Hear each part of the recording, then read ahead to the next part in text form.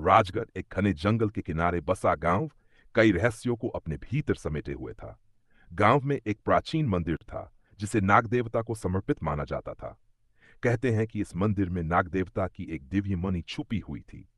ये मणि इतनी शक्तिशाली थी कि वह अंधकार को प्रकाश में बदल सकती थी और किसी भी संकट से गांव की रक्षा करती थी। लेकिन इस मणि की रक्षा एक नाग करता था जिसे कभी किसी ने नहीं देखा था। गांव के लोग मानते थे कि जो भी उस मणि को पाने की कोशिश करेगा उसे नाग देवता के कोप का सामना करना पड़ेगा।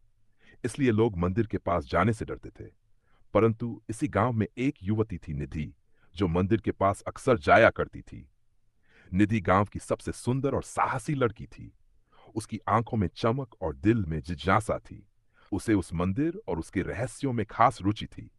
एक दिन जब वह मंदिर के पास के जंगल में फूल चुन रही थी, तब उसने एक युवक को देखा। युवक ने अचानक जंगल से प्रकट होकर उसे डराया। तुम कौन हो? निधि ने चौंकते हुए पूछा। युवक ने मुस्कुराते हुए जवाब दिया, मेरा नाम अर्जुन है। मैं यहां जंगल में रहता हूं। तुम्हें यहां अकेले नहीं आना चाहिए। अर्जुन की गहरी आंखें और उसकी रहस्यमयी मुस्कान ने निधि का ध्यान अपनी ओर खींच लिया।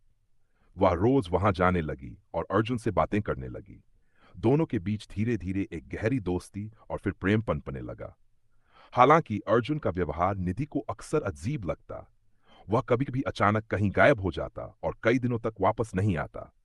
जब वह लौटता तो कुछ कहना नहीं चाहता था।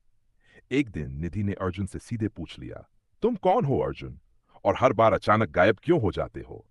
अर्जुन ने गंभीर होकर कहा, निधि, मैं वह नहीं हूं जो तुम सोचती हो। मेरा अतीत और मेरी सच्चाई ऐसी है जिसे सुनने के बाद शायद तुम मुझसे दूर हो जाओगी। लेकिन निधि ने उसे वादा किया कि वह उसकी सच्चाई को स्वीकार करेगी। अर्जुन ने अपनी असली पहचान छुपाने की बहुत कोशिश की, लेकिन एक दिन निधि ने उसका पीछा किया।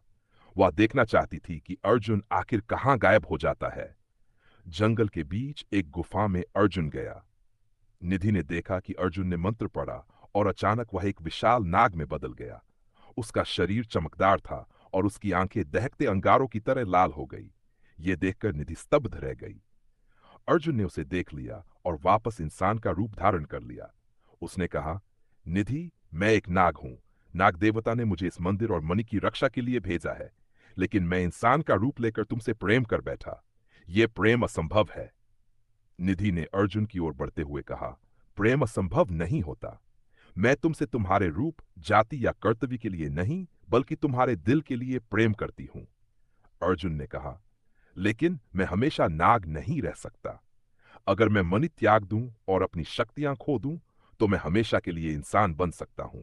परंतु इससे गांव और मंदिर की सुरक्षा खतरे में पड़ जाएगी। निधि ने उसे विश्वास दिलाया कि उनका प्रेम गांव को हर संकट से बचाने की ताकत देगा। अर्जुन ने अपनी मणि निधि को सौंप दी।